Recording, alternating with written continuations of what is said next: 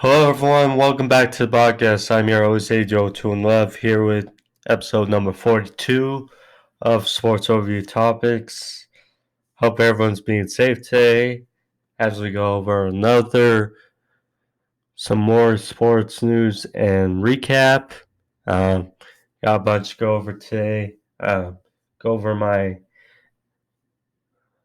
power rankings, NFL power rankings, and for the NFL. Now that free agency is kind of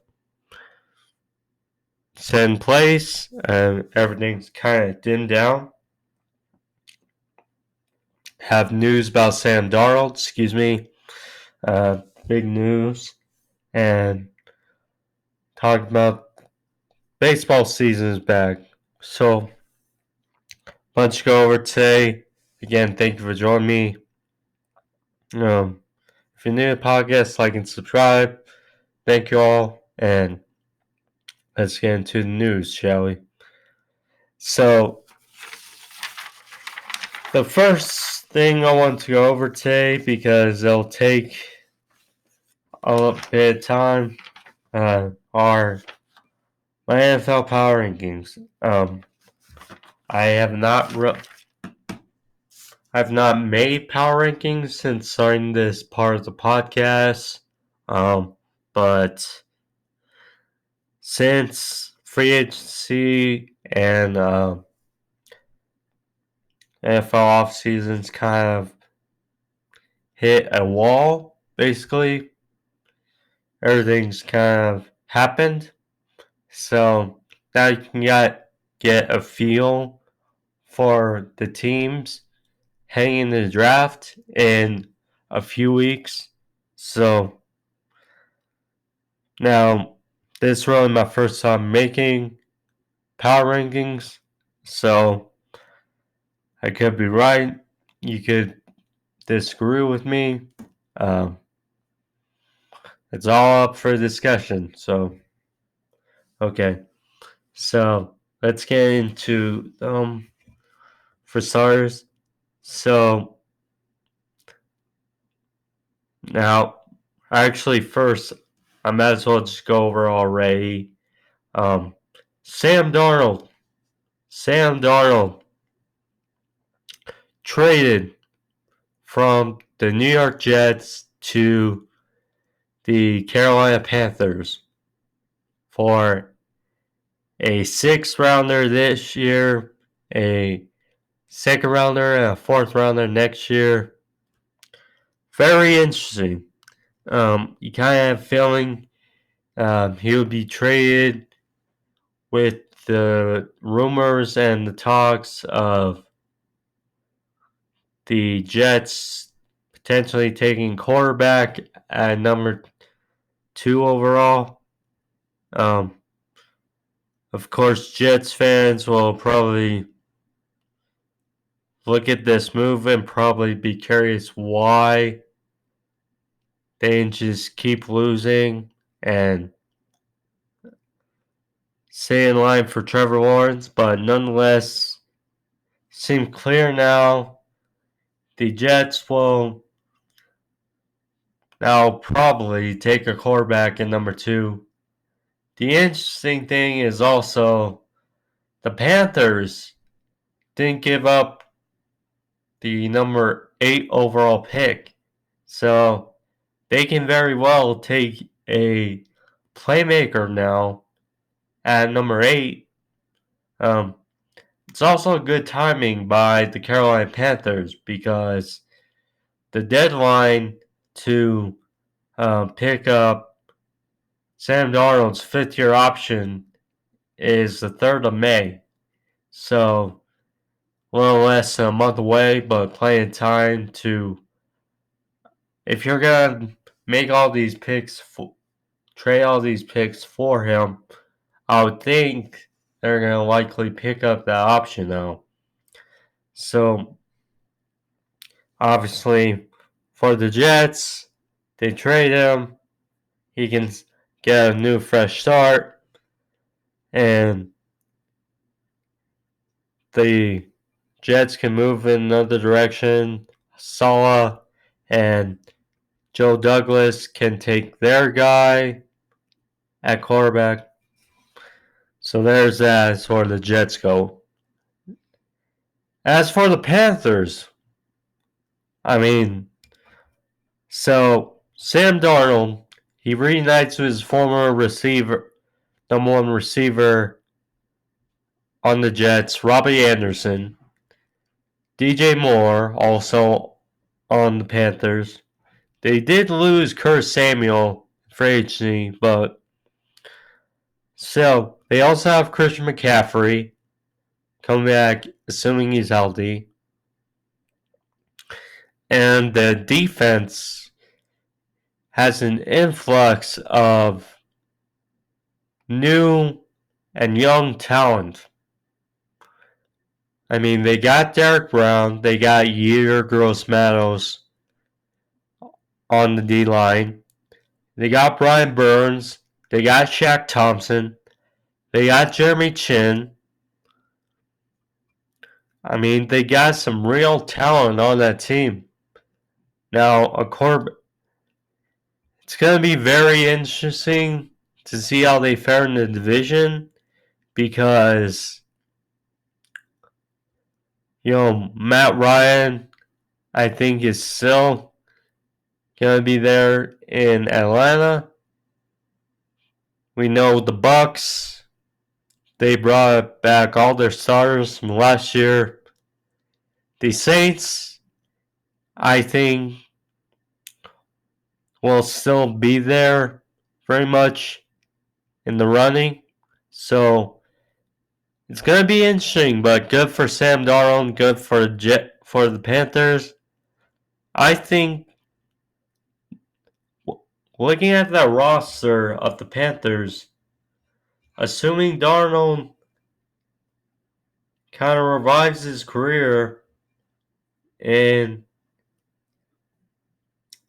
Carolina, then I think they're a perennial playoff team, at least in line, because there's a lot of parity in the NFC. You got the NFC West, you got Washington, you got the Packers, you got the Giants, but Sam Darnold, with that roster, like you said, they're in line to be a potential playoff team, I think.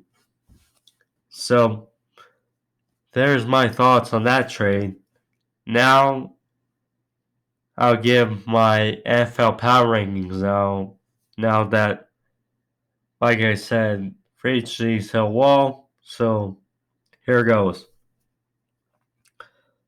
So, first off, number one, the Tampa Bay Buccaneers, the reigning Super Bowl champions.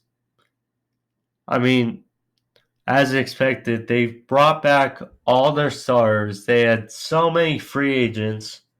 And besides Antonio Brown, they brought them all back.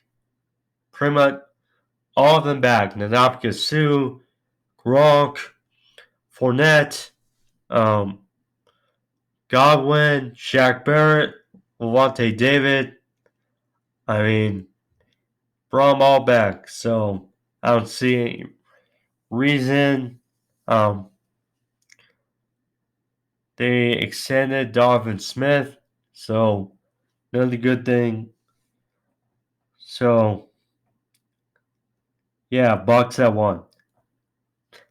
At number 2, I got the Kansas City Chiefs. Now, I'm a little skeptical, as some people may be. Because, the Chiefs, they cut Eric Fisher and Mitchell Schwartz, but, they signed Joe Thuney. They signed Austin Blythe after losing Ryder and free agency. They signed Kyle Long coming back. So, I mean, it's going to take some time with so many new faces on the line. But considering their offensive firepower, um, I think they should still be in the thick of things as far as the NFL is concerned, as far as the next year goes. Now, at number 3 was difficulty, but at 3 I got the Buffalo Bills. I mean, very interesting, but the reason why I have the Bills ahead of the Packers is because Josh Allen seems to be on a rise and just keeps getting better. And like Aaron Rodgers, he was an MVP candidate last year. And the Bills made an effort to try to get better. I mean, yes, they lost Ty Neshy in free agency, but they signed Emmanuel Sanders and to replace John Brown. And Emmanuel Sanders, we've seen, can still get behind the defense for that big play down the field. And we've seen Emmanuel Sanders, he's been more healthier than John Brown the last few years. And him pairing with Stephon Diggs and Cole Beasley, that's a really dynamic trio of playmakers in Buffalo.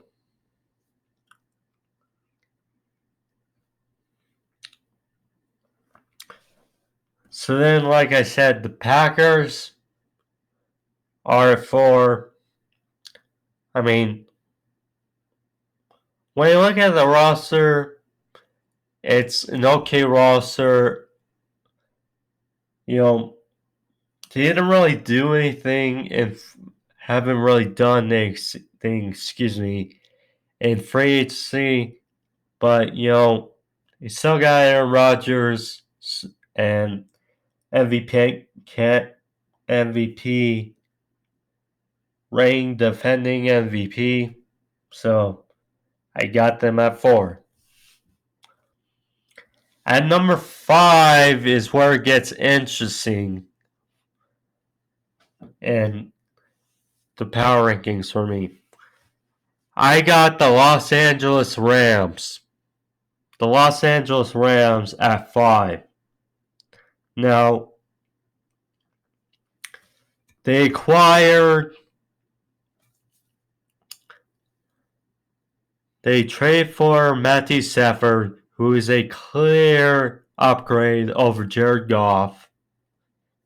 They signed Deshaun Jackson, who, when healthy, will be their big play down the field receiver, complementing Robert Woods and Cooper Kupp. Now, they did lose Josh Reynolds and they did lose Gerald Everett, but they still have Tyler Higbee, who's coming into his own as a tight end. They still relatively kept everyone on the O-line except Blythe.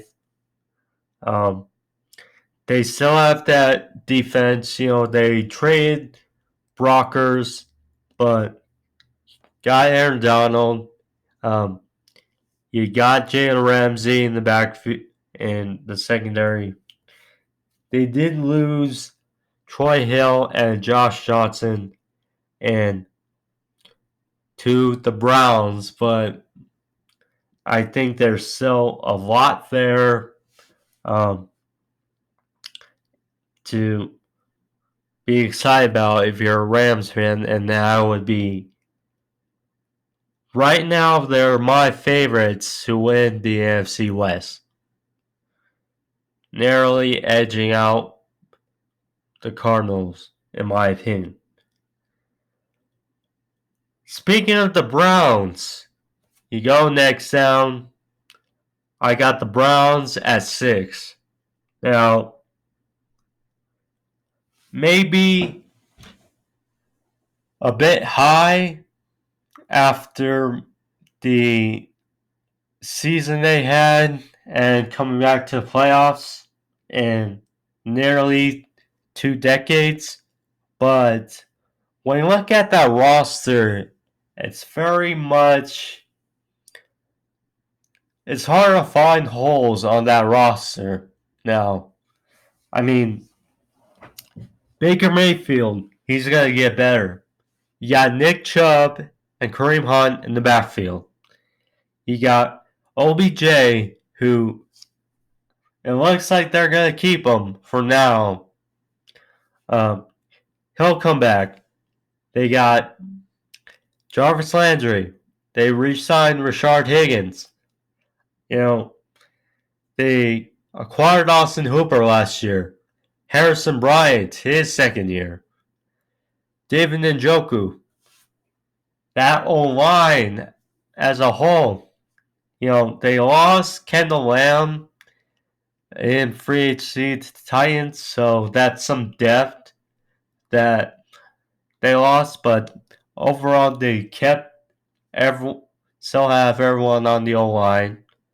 You know, Wyatt Teller is probably one of the most overlooked stories last year. He was the number 1 ranked guard in the league last year, according to Pro Football Focus. And then you look on defense, you know, Myles Garrett, you know, Sheldon Richardson. They signed Malik Jackson. They signed Takk McKinley. You know, secondary, like I just said, you know, they got Denzel Ward. They also got Troy Hill now they signed. You also got Josh Johnson, who they also signed from Rams. You look at that, they got so much on that roster now that you may think 6 is too high, but you look at that roster and it's very, very interesting going down.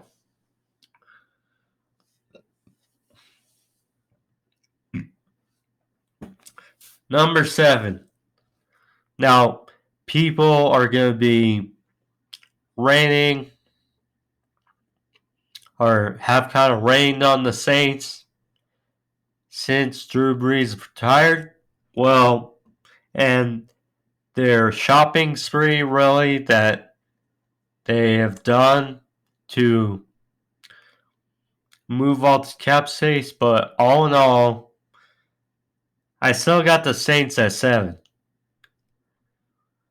The Saints at 7, you know, it looks like it's going to be Jameis Winston starting at quarterback with their usual Taysom Hill packages. They still have a bunch on O-line. They still have Alvin Kamara. They still have Latavius Murray. They still got Michael Thomas. You know, they did lose Cook and Josh Hill, but Adam Trautman, he did well in sequences last year as a rookie. And then on the defense, you know, they still have Cameron Jordan. You know, they still have Demario Davis. They still have Marshawn Lattimore. You know, Malcolm Jenkins. They still have a bunch on that team despite their spree of sorts. in the offseason for their cap. So, yes, you may rain on the Saints, but they are still sitting pretty and still look like a top 10 team to me. Next, we move to the Colts at 8. Interesting move. Now, if they didn't get this very edgy placement, the reason why I say that is because Carson Wentz. I mean, Carson Wentz you could very well have put him in the top 10 or in the top 20. But look, you're betting on that we get a good Carson Wentz in Indianapolis. And when you look at the team, they look like they're the favorites to win the division. And when you do a rundown of the team, okay, they re-signed T.Y. Hilton, a move they need to make. Besides left tackle, you're really solid on that O-line. So, that's a good move. Jonathan Taylor, he had one of the best rookie seasons last year. DeForest Buckner, Darius Leonard, that secondary needs some work, but still a very well put together roster.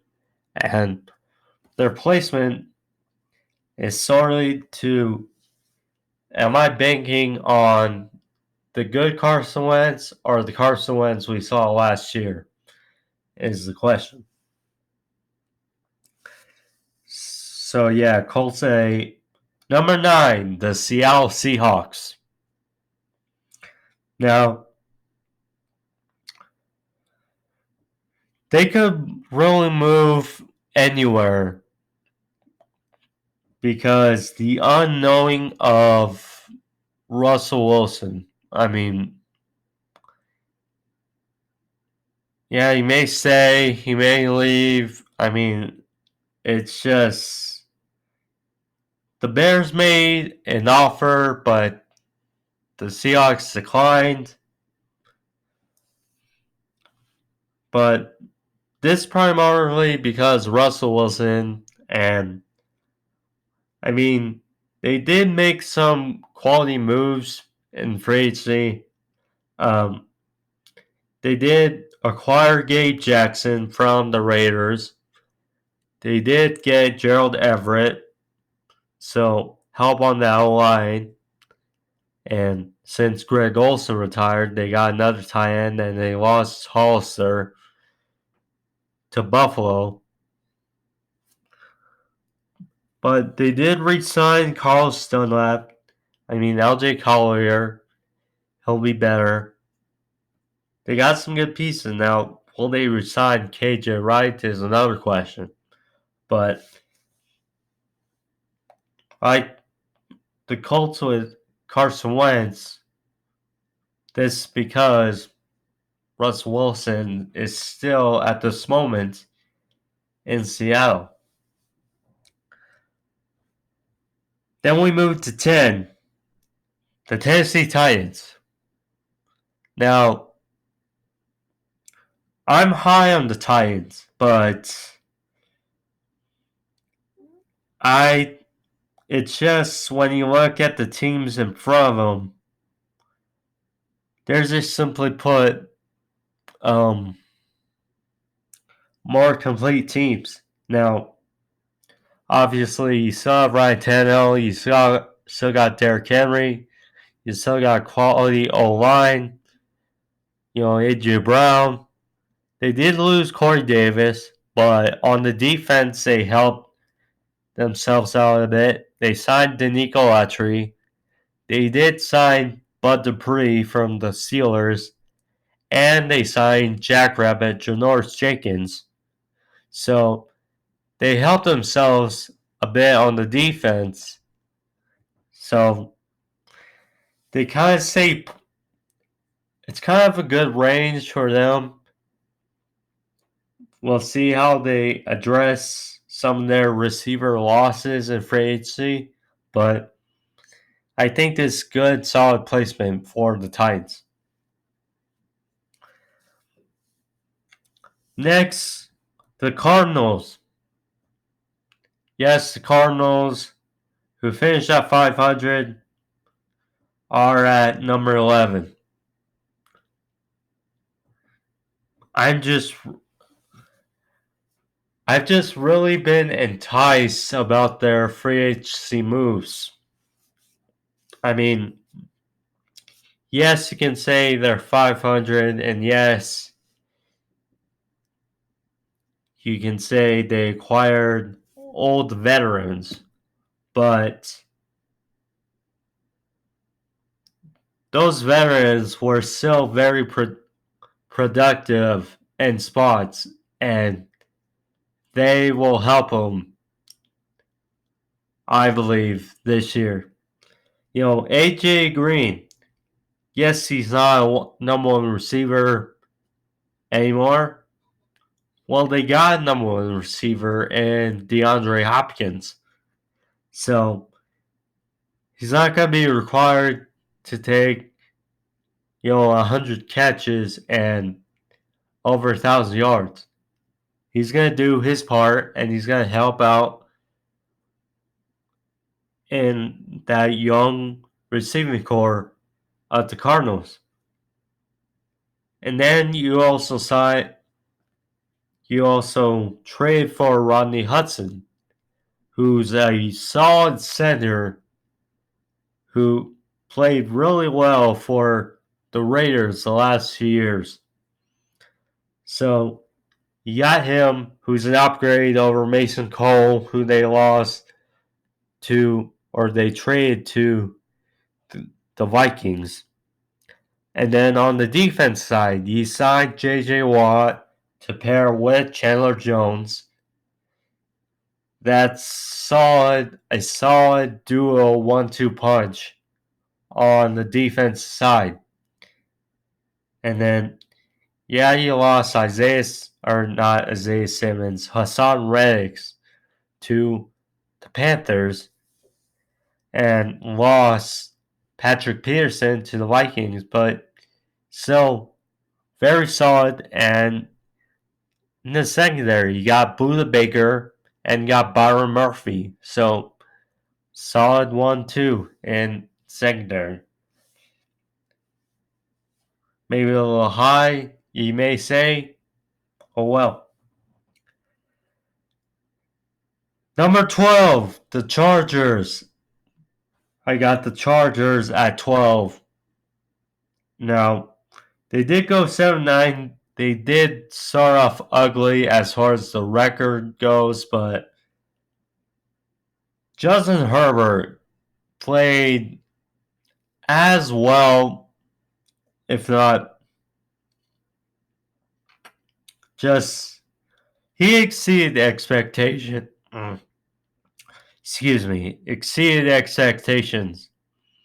last year. And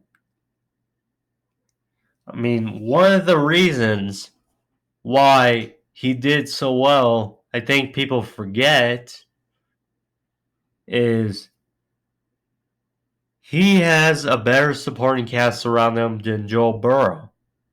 That's a simple reasoning. One of the reasons why he did so well. I mean, you still have Keenan Allen, you still have Mike Williams. They got Austin Eckler, and in free agency, they signed Corey Linsley, which might be the steal of free agency. They signed Corey Linsley, and they signed Matt Filer from the Steelers. So, helping out protection. They signed Jared Cook, who was let go by the Saints. I mean, they're really helping out on that defense side and on that our offense side. And as far as the defense goes, you still got Joey Bosa. I mean, yes, you lost Denzel Perryman, but you still got them. You know, they let go of Casey Hayward. Excuse me. Still got Chris Harris. I mean, Derwin James is going to be questioned, but hopefully he comes back healthy. Looking at this roster for the Chargers, it's very interesting to think about what could be next year. Now, I was tussling with this pick, but I got Washington at 13. Washington football team. Now, yes, they were 7-9, but that defense showed it is legit as can be. Washington defense is legit. You know, and they added to it. They signed William Jackson to help out in that secondary to just add, and Landon Collins, he'll be back. You know, Chase Young, Deron Payne, you can go over all day. That defense is legit, but also on the offense side, signing Ryan Fitzpatrick and Curtis Samuel. I mean, now looking at the team, it's kind of got to start opening some eyes. You know, 1-2, Terry McLaurin, Curtis Samuel. Running back, Antonio Gibson. You know, Logan Thomas, he came on last year. That is a solid team who I don't think is going to be 7. Well, they definitely won't be 7-9 this year because the team extra game, but this looks like an over 500 team right now with all in all for Washington. Just narrowing it out the Giants. Now, this was probably as high as you could have put them, but I went with the Patriots at 14. Now, they spent as much as anybody. They spent probably the most in free agency this year. You know, they re-signed Cam Newton. They signed Hunter Henry and Jonnu Smith.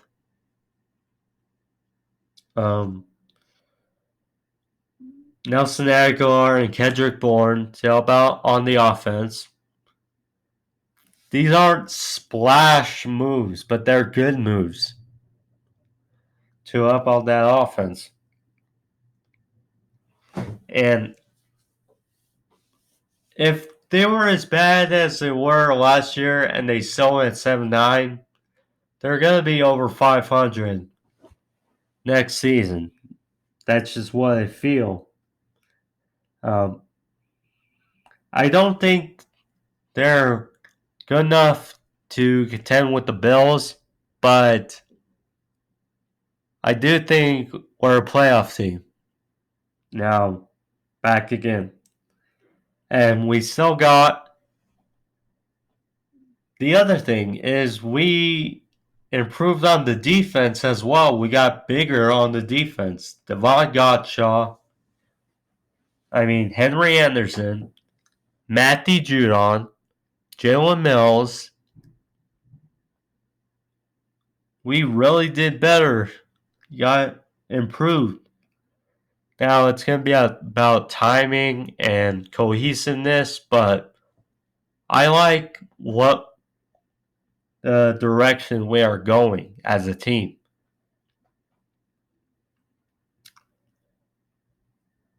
Next at 15. Now, I'll probably be criticized mostly for this move, but hear me out. So, I got the Ravens at 15. The Baltimore Ravens at 15. Now, again, another team that didn't really do much. You know, they signed Sammy Watkins. That was pretty much it. They still have that whole line pretty much intact. That running game, Lamar Jackson. But they lost Judon to the Patriots. They still have a solid secondary, but the offense is the reason why I have them at 15. I mean, that running game, I'm still waiting for improvement. Because I think a lot of people were going into the 2020 season of the for the Baltimore Ravens and expecting improvement, especially out of Lamar Jackson. Now, of course, there was that period after they lost to Titans where they were 6-5 and they won 5 straight to get to the playoffs, including that game of the year caliber game against Browns.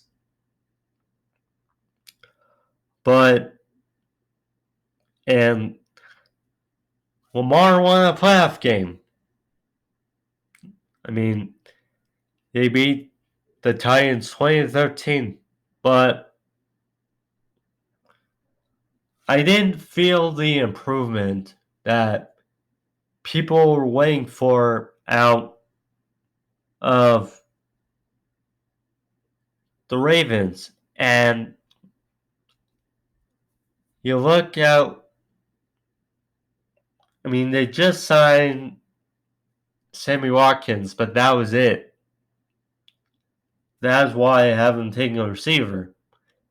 And yes, they still have Mark Andrews and Nick Boyle, who I hope is back to 100% after that gruesome injury. It's just, we'll see on the Ravens. We'll see.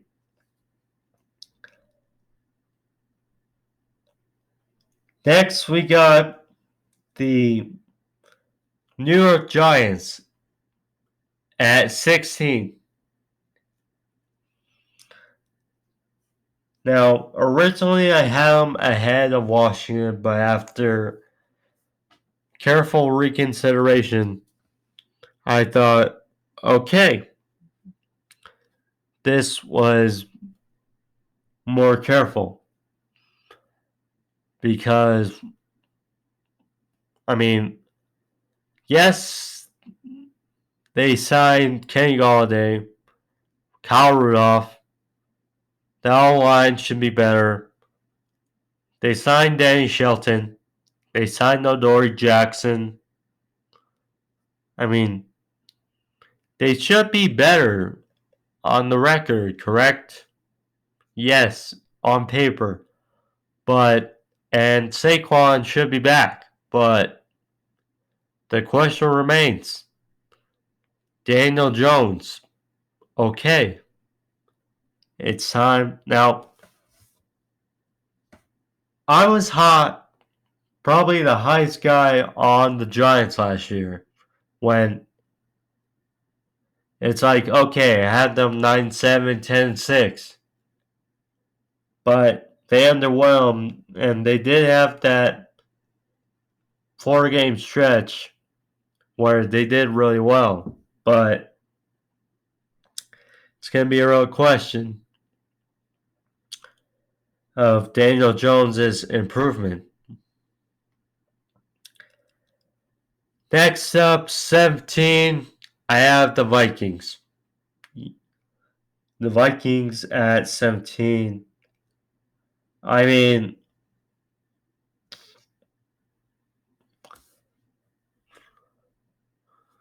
the Vikings, when grading this team, are one of the most confusing teams.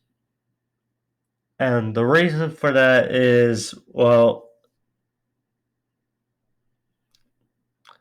last year they had statistically a top 5 offense. Now, they should have Danielle Hunter, Anthony Barr, and Eric Kendricks be back healthy. But it's just a question because, they aren't really good on the record books. Since 2017, they haven't had that big year. I mean, they did. The year they made playoffs, 2019, they were 10-6. And so, I mean, a few games here, a few games there. It's going to be a real question. Now, they did sign Patrick Peterson and Xavier Woods. So, on paper, the secondary is better. And that defense should be better. But it's going to be a real question because I just don't know about the Vikings, really. We'll just have to see. And their division rival, the number 18 Bears. I got the Bears at 18. Now, if you're a Bears fan, yes, I know you're raining on Andy Dalton, and I get it. But, look, when they were in that 5-1 stretch and last year and doing really well, that defense is really good. Point blank. It's really good. Andy Dalton, he doesn't have to be great. He just has to be efficient. Like I said weeks ago, he just has to be efficient. They continue to run the ball with David Montgomery, and they'll be fine. They'll be fine. And I don't think they'll be as bad as 18, but they'll be good. Next up, I got the 49ers at 19. Yes, I know they had a bunch of injuries last year, but they lost Solomon Thomas to the Raiders. They lost Kerry Hyder to the rival Seahawks. It's going to be a real question for Nick Bosa now to hold down the fort along with Fred Warner on defense. And now that they trade up in the draft, it's going to be a real question mark with the quarterback they take. And what do they get in return for Jimmy G? Now, yes, they still have George Kittle, and Deebo Samuel and Brandon Ayuk on offense, and their running backs. but it's going to be a real question what they do. They're probably the biggest question mark for me this year, besides the Bears and the Ravens. Next at 20, the Raiders. I mean, they have good offense. I mean, they signed Ngakoue, Solomon Thomas on defense. They traded Hudson, Brown, and Gabe Jackson. They did sign Cole Miller to an extension, re-signed Incognito. It's a question for the Raiders. Next, 21, Miami Dolphins. Maybe a little low, but okay. Steelers, 22. I mean, maybe a little low, but I'm critical of their offense. And they haven't done anything really to help out my opinion. 23. This more like it for Cowboys ranking. The Cowboys at 23. Okay, great. They re-signed Dak. What else have they done? That's all you need to hear. 24, the Broncos. They have question on defense. And Drew Lock. We're waiting. 25, the Falcons. They played good on offense last year, but their defense was horrible. We'll see. Now, this was I made this list before the Sam Darnold trade, so I have the Panthers at 26, but with Darnold, I'll actually put them above the Cowboys. Yeah, I would put them above the Cowboys. Probably not the Steelers, if I had to think, but yeah. 27, the Bengals. Get Joe Burrow help. That's all I need to say. 28, the Texans. Yes, Deshaun Watson's there, but who cares? We're waiting for him to leave Houston. 29, the Lions. I'm excited. I like Dan Campbell. I like Hawkinson, but we'll have to see. Next, the Jaguars at 30. I like them over the Eagles and the Jets. And I think with Trevor Lawrence, they'll be higher. But this is right now, not after the draft. 31, the Eagles. And the Jets, 32. That's all. That is all. So those are my power rankings, everyone. Feel free to agree, disagree. What I got right, what I got wrong. Feel free. So now talking about the MLB being back the other day. Very interesting. It's very good to have baseball back. The Texas Rangers, they were advertised for being open, or for their stadium to be open to be full capacity.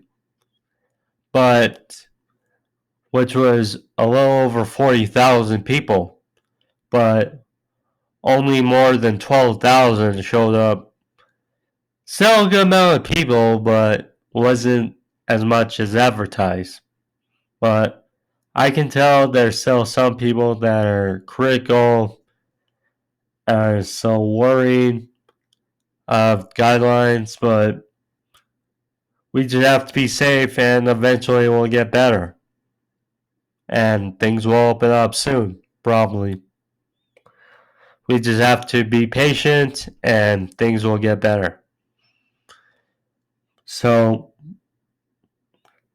there's that. I hope you guys enjoy it. Last thing I want to talk about is Mac Jones. He's been getting a lot of praise lately, but feels like smoke and mirrors. Just feels like smoke and mirrors. People projecting him to go number 3. I still view him as the 5th best quarterback in the draft. We'll see, but that was the last thing I will touch on today. But thank you all. I enjoyed this episode. Hope you guys did as well. Like and subscribe. I'll see you back on Thursday with my AEW review. And then Friday, I'll be back with my NXT TakeOver Stand Deliver review. So thank you all. Peace and be safe.